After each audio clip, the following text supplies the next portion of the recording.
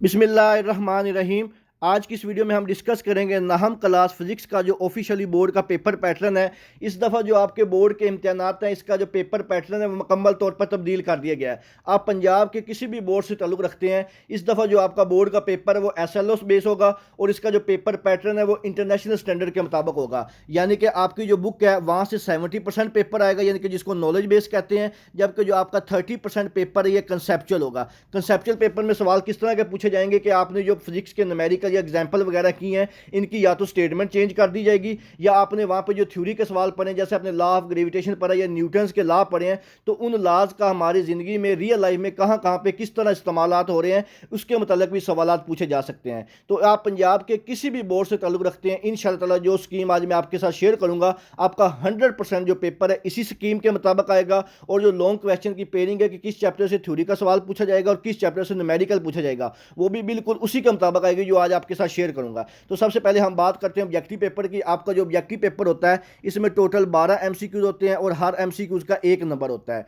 तो इसमें जो आपका चैप्टर नंबर 1 है, इससे एक MCQs, चैप्टर नंबर 2 से भी एक MCQs, चैप्टर नंबर 3 से भी एक MCQs। लेकिन इन तीनों चैप्टर में से किसी में से भी 2 MCQs आ सकते हैं, यानी कि टोटल जो 4 MCQs हैं वो आपके इन तीनों चैप्टर में से बनेंगे। इसी तरह जो आपका चैप्टर नंबर 4 है, इससे भी एक MCQs, चैप्टर नंबर 5 से एक MCQs, चैप्टर नंबर 6 से एक MCQs। और इन तीनों चैप्टर में से किसी चैप्टर में से भी 2 MCQs पूछे जा सकते हैं, यानी कि टोटल 4 MCQs यहाँ से आ सकते हैं। इसके बाद जो आपका चैप्टर नंबर 7 है, इससे भी एक MCQs, चैप्टर नंबर 8 से भी एक MCQs, और जो चैप्टर नंबर 9 है, इससे भी एक MCQs पूछा जा सकता है। और इन तीनों चैप्टर में से किसी चैप्टर से 2 MCQs पूछे जा सकते हैं, यानी कि चैप्टर नंबर 1, 2 और 3 से 4 MCQs आएंगे, 4, 5, 6 से भी 4 MCQs, 7, 8 और 9 इन तीनों से भी 4 MCQs आएंगे, और टोटल जो आपके MCQs होंगे ये 12 होंगे। इसके बाद हम बात करते हैं सब्जेक्टिव पेपर की। सब्जेक्टिव पेपर में जो आपके पास सबसे पहला सवाल होता है, ये सवाल नंबर 2 के नाम से होता है और ये शॉर्ट क्वेश्चन का होता है। ये जो शॉर्ट क्वेश्चन का पोर्शन होता है, ये आपका चैप्टर नंबर 1, 2 और 3 इन तीनों चैप्टर को मिला के बनाया जाता है। इसमें जो आपके पास टोटल सवाल होते हैं वो 8 होते हैं। 8 में से आपने अपनी मर्जी से कोई से 5 सवालों के जवाब देने होते हैं। हर सवाल के 2 नंबर होते हैं और ये वाला जो पोर्शन है ये आपका 10 नंबर का होगा। इसकी तरतीब कुछ इस तरह से होगी कि जो चैप्टर नंबर 1 है, इसमें से 3 शॉर्ट क्वेश्चन पूछे जाते हैं। चैप्टर नंबर 2 में बाज़ जो बोर्ड है वहाँ से 3 भी पूछ लेता है और बाज़ बोर्ड में 2 भी पूछे होते हैं। इसी तरह जो आपका चैप्टर नंबर 3 है, इसमें से समटाइम वो 2 सवाल भी पूछ लेता है और समटाइम 3 सवाल भी पूछ लेता है। तो इसके बाद नेक्स्ट जो आपका शॉर्ट क्वेश्चन का पोर्शन होता है, क्वेश्चन नंबर 3 के नाम से होता है। ये जो पोर्शन है ये आपका चैप्टर नंबर 4, 5 और 6 इन तीनों चैप्टर को मिला के बनाया जाता है। इसमें भी जो टोटल सवाल होते हैं 8 होते हैं। 8 में से आपने अपनी मर्जी से कोई से 5 सवालों के जवाब देने होते हैं। हर सवाल के 2 नंबर होते हैं और ये क्वेश्चन नंबर 3 का जो पोर्शन है ये भी 10 नंबर का होता है। इसकी तरतीब कुछ इस तरह से होती है कि जो चैप्टर नंबर 4 है, इसमें समटाइम 2 सवाल भी पूछ लेता है और समटाइम 3 भी पूछ लेता है। चैप्टर नंबर 5 में से हमेशा 3 सवाल पूछे जाते हैं और जो चैप्टर नंबर 6 है, इसमें भी समटाइम 3 सवाल और बाज़ दफ़ा 2 सवाल भी पूछे जा सकते हैं। इसके बाद नेक्स्ट जो आपका शॉर्ट क्वेश्चन का पोर्शन होता है, क्वेश्चन नंबर 4 के नाम से, ये जो आपका चैप्टर नंबर 7, 8 और 9 इन तीनों को मिला के बनाया जाता है। इसमें भी जो टोटल सवाल होते हैं वो 8 होते हैं। 8 में से आपने अपनी मर्जी से कोई से 5 सवालों के जवाब देने होते हैं। इसकी तरतीब कुछ इस तरह से होती है कि जो चैप्टर नंबर 7 है, इसमें से बाज़ दफ़ा 3 सवाल पूछ लेता है और समटाइम 2 सवाल भी पूछे जा सकते हैं। चैप्टर नंबर 8 में से 2 भी पूछ सकता है सवाल और 3 भी पूछ सकता है। और जो चैप्टर नंबर 9 है, इसमें से हमेशा 3 सवाल ही पूछे जाते हैं और जो सवाल नंबर 4 है आपका, ये भी 10 नंबर का होता है।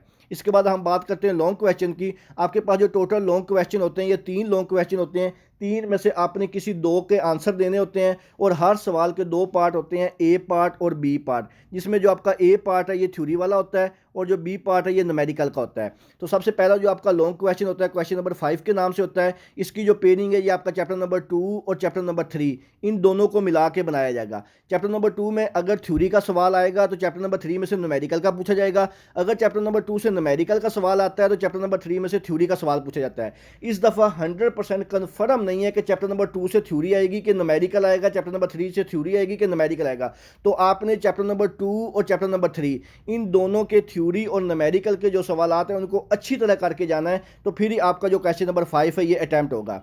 इसके बाद नेक्स्ट जो आपका लॉन्ग क्वेश्चन होता है, क्वेश्चन नंबर 6 के नाम से होता है। इसकी जो पेयरिंग है, बाज़ बोर्ड में चैप्टर नंबर 4 और 6 की होती है, बाद में 5 के साथ 4 मिला देता है, बाद में 4 के साथ 5 और 5 के साथ 6 मिला देता है। तो अगर आपने क्वेश्चन नंबर 6 को अटैम्प्ट करना है तो आपने चैप्टर नंबर 4, चैप्टर नंबर 5 और चैप्टर नंबर 6 इन तीनों चैप्टर को करके जाना है। जो चैप्टर नंबर 4 है इसमें जो 70 से 80% चांसेस हैं वो थ्योरी के हैं, जबकि 20% चांसेस न्यूमेरिकल के होते हैं। लेकिन जब जो आपका चैप्टर नंबर 5 है इसमें से हमेशा जो है तकरीबन 95% से 98% जो सवाल है वो थ्योरी का पूछा जाता है। और जो चैप्टर नंबर 6 है इसमें 90% चांस होते हैं कि न्यूमेरिकल पूछा जाता है, लेकिन सम टाइम वो थ्योरी 90% चांस थ्योरी के होते हैं, लेकिन सम टाइम वो जो होता है न्यूमेरिकल भी पूछ सकता है। तो अगर आपने क्वेश्चन नंबर 6 करना है तो आपको चैप्टर नंबर 4, 5 और 6 इसमें जो 4 और 6 है इसके आपको थ्योरी और न्यूमेरिकल दोनों करके जाने पड़ेंगे, जबकि जो चैप्टर नंबर 5 है इसके आप सिर्फ थ्योरी वाले सवाल करके चले जाएं तो आपका जो क्वेश्चन नंबर 6 है वो अटैम्प्ट हो जाएगा।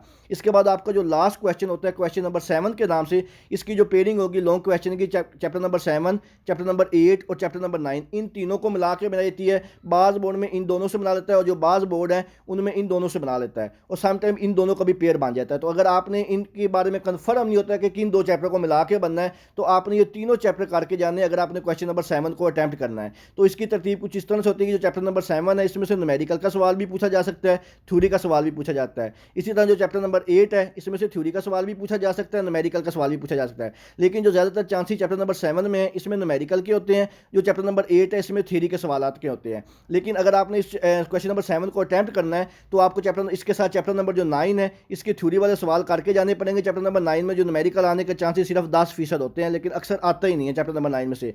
ज़्यादा जो न्यूमेरिकल आने के चांसेस होते हैं वो चैप्टर नंबर 8 के होते हैं। लेकिन अगर आपने क्वेश्चन नंबर 7 अटैम्प्ट करना है तो आपको 7 और 8 के थ्योरी और न्यूमेरिकल के सवाल करके जाने पड़ेंगे, और जो चैप्टर नंबर 9 है इसके सिर्फ थ्योरी के सवाल करके जाने पड़ेंगे। जो स्लो लर्नर बच्चे होते हैं अगर वो सिर्फ chapter number 2, chapter number 3, chapter number 4, chapter number 5 और चैप्टर नंबर 6 सिर्फ ये वाले चैप्टर अच्छी तरह करके चले जाएं तो उनके जो दो लॉन्ग क्वेश्चन हैं उनके दोनों पार्ट ए और बी इंशाल्लाह ताला 100% अटैम्प्ट हो जाएंगे। इसके अलावा अगर आपके जो बाकी मज़ामीन की स्कीम है मैथ, केमिस्ट्री, बायो की, वो ऑलरेडी मेरे चैनल मोहम्मद वकास नवाज़ पे अपलोड हो चुकी है। इस स्कीम के मतलब अगर आपके ज़हन में किसी किस्म का कोई भी सवाल हो आप मुझसे कमेंट सेक्शन में पूछ सकते हैं। इंशाल्लाह ताला बहुत ही जल्दी आपके जो मोस्ट इंपॉर्टेंट लॉन्ग क्वेश्चन और न्यूमेरिकल है वो भी मेरे चैनल पर अपलोड हो जाएंगे। दुआओं में याद रखिएगा।